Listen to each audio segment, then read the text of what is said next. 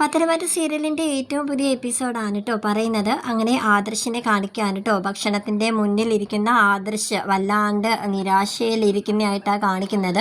അവൻ നയനയെക്കുറിച്ച് ഓർക്കുകയാണ് കേട്ടോ. വല്ലാണ്ട് ഒരു സങ്കടം അവൻ്റെ മുഖത്ത് ഉണ്ട്. അതായത് നയന അവളെന്തെങ്കിലും കഴിച്ചു കാണുമോ എന്നൊക്കെയുള്ളൊരു ചിന്ത, ആ ഒരു ഭയങ്കരമായിട്ടൊരു വിഷമം അവനിങ്ങനെ അലട്ടുകയാണ് കേട്ടോ. ആ വീട്ടിൽ നിന്ന് മാറി നിൽക്കുന്നതിൻ്റെ ആ ഒരു ഫീലിങ്സ് നമ്മളിലെ അത് എടുത്ത് കാണിക്കുന്നുണ്ട് ആദർശിൻ്റെ ആ ഒരു മുഖം കേട്ടോ. അങ്ങനെ ദാമുവേട്ടൻ പറയുന്നുണ്ട്, ആദർശിനോട് പറയുന്നുണ്ട്, അതായത് ആ ആദർശിൻ്റെ കൂടെ ഒരു സഹായത്തിനായിട്ട് ഭക്ഷണമൊക്കെ വേവിച്ചു കൊടുക്കാനായിട്ട് ഒരാളെ നിർത്തിയിട്ടുണ്ട്. അദ്ദേഹത്തിൻ്റെ പേരാണ് ദാമുവേട്ടൻ.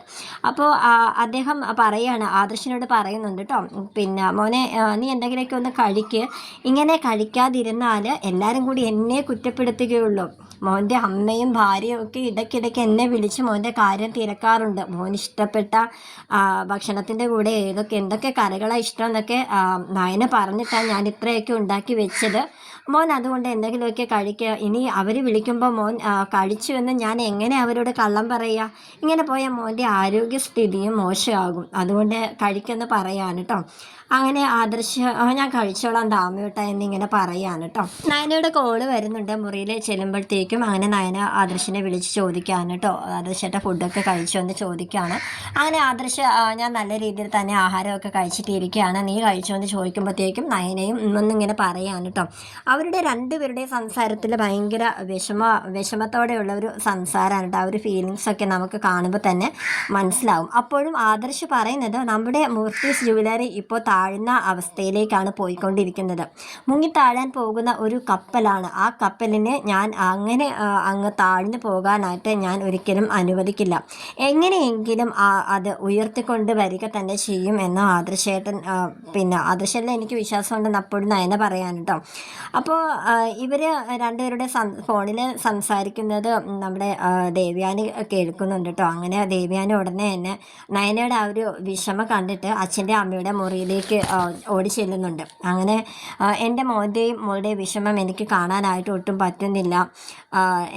അച്ഛൻ എന്തായാലും അത്രയ്ക്കൊന്നും എൻ്റെ മോനെ പറയേണ്ട ഒരു കാര്യം ഇല്ലായിരുന്നു. എന്തായാലും ഇപ്പോൾ 3-4 കൊല്ലമായിട്ട് ആദർശ് മോൻ ഈ വീടും നമ്മുടെ ജ്വല്ലറിയൊക്കെ നോക്കി നടത്തിക്കൊണ്ടിരുന്നതല്ലേ. അവനൊരു വീഴ്ച വന്നപ്പോഴത്തേക്കും അവനെ അത്രത്തോളം അങ്ങോട്ട് തളർത്തി കളയേണ്ടിയിരുന്നില്ല എന്നൊക്കെ മുത്തശ്ശനോട്, അതായത് ദേവാനോട് അച്ഛനോട് ഇങ്ങനെ സംസാരിക്കാൻ കേട്ടോ.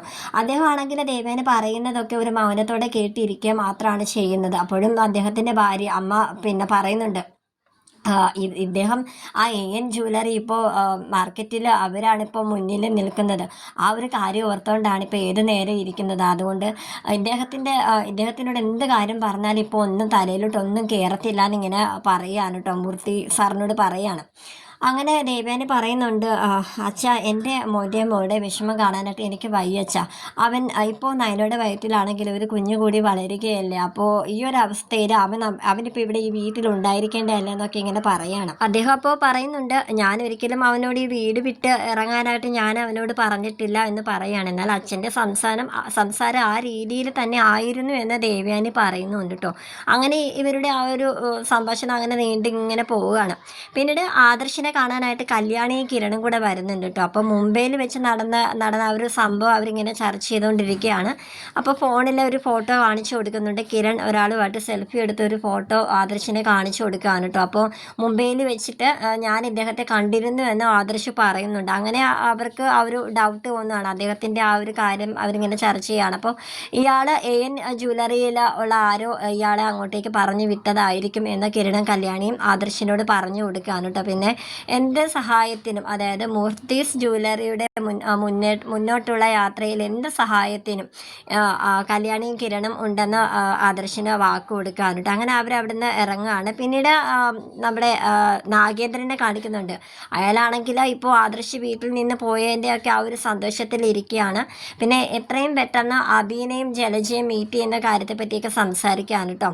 പിന്നീട് നന്ദു ആണെങ്കിൽ ഇവരുടെ കേസ് ഫയൽ അന്വേഷിച്ചു കാണിച്ചുകൊണ്ടിരിക്കുക. അതായത് AN ജ്വല്ലറി ഇപ്പോൾ ഈ മാർക്കറ്റിൽ ഭയങ്കരമായിട്ട് മുന്നേറിക്കൊണ്ടിരിക്കുകയാണ്. എന്നാൽ ഇവർ ആ ഒരു നല്ലൊരു രീതിയിലല്ല മുന്നോട്ട് പോകുന്നതെന്നും വളഞ്ഞ വഴിയിലൂടെ ആയിരിക്കും സഞ്ചരിക്കുന്നതെന്നൊക്കെ ഉള്ളൊരു സൂചനയൊക്കെ നമ്മുടെ നന്ദുവിന് കിട്ടിയിട്ടുണ്ട്. അങ്ങനെ ഒരുപാട് സ്വർണ്ണ കൊള്ള കേസിലൊക്കെ ഇവർ പെട്ടിട്ടുണ്ടോ ഇല്ലയെന്നൊക്കെയുള്ള ഒരു അന്വേഷണത്തിലൂടെയാണ് നന്ദു ഇപ്പോൾ പോകുന്നത്. അത് ഒരു കോൺസ്റ്റബിളെ വിളിച്ചിട്ട് അവിടെ ഇങ്ങനെ ചർച്ച ചെയ്തുകൊണ്ടിരിക്കുന്നതായിട്ട് കാണിക്കുകയാണ് കേട്ടോ. പെട്ടെന്നുള്ള കമ്പനിയുടെ ആ ഒരു തകർച്ചയും വീട് മാറി നിന്നതിൻ്റെ ആ ഒരു വിഷമവും എല്ലാം കൂടെ ആദർശിനെ പെട്ടെന്ന് രാത്രിയിൽ ചെറുതായിട്ട് ഒരു നെഞ്ചുവേദന പോലെയൊക്കെ വരുന്നുണ്ട് കേട്ടോ. അങ്ങനെ അവൻ പെട്ടെന്ന് ശ്വാസം ഇങ്ങനെ കിട്ടാതെ ആവുകയാണ്. ആദർശിനെ കൂടെ സഹായത്തിനൊന്നും ആരെയും കാണിക്കുന്നില്ല കേട്ടോ. അങ്ങനെ പെട്ടെന്ന് അവൻ ബാഗിൽ അവൻ്റെ പിന്നെ കഫ് ഇങ്ങനെ പരിശോധിക്കുകയാണ്. അവന് പെട്ടെന്ന് ശ്വാസം കിട്ടാതാവുമ്പോഴത്തേക്ക് പക്ഷേ ബാഗിലൊക്കെ പരിശോധിച്ചിട്ടൊന്നും അത് കാണുന്നില്ല. അങ്ങനെ പെട്ടെന്ന് അവനിങ്ങനെ ഭയങ്കര വെപ്രാളത്തിൽ മരണവെപ്രാളത്തിൽ ഇങ്ങനെ ഇരിക്കുന്നതായിട്ടാണ് എപ്പിസോഡ് വൈൻഡപ്പ് ചെയ്തിരിക്കുന്നത് കേട്ടോ.